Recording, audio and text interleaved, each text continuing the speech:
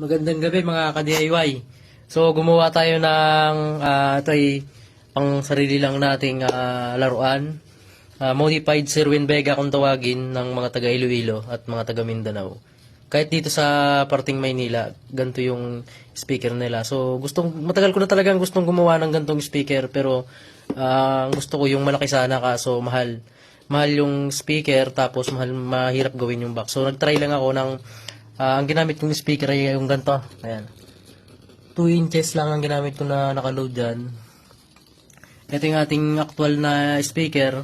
So ayan. Ang ginamit ko pala dito mga ka-DIY na box ay Sintra board. Tapos pansamantala gumamit lang ako dito ng glue shoes.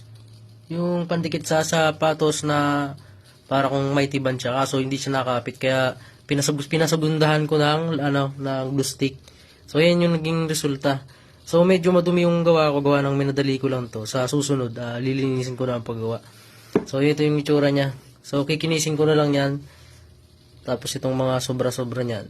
Hindi kasi pantay, hindi ko na napulido gawa ng excited na akong gawin, nagmamadali na rin ako. So ito yung kanyang saksakan ng speaker. Ayun. Plan ko gumawa ng 4 na pirasong ganito dahil meron pa akong 2 doon. Tapos meron pa akong, ayan, 4 na ganito. So laruan lang, pang laro-laruan na miniature.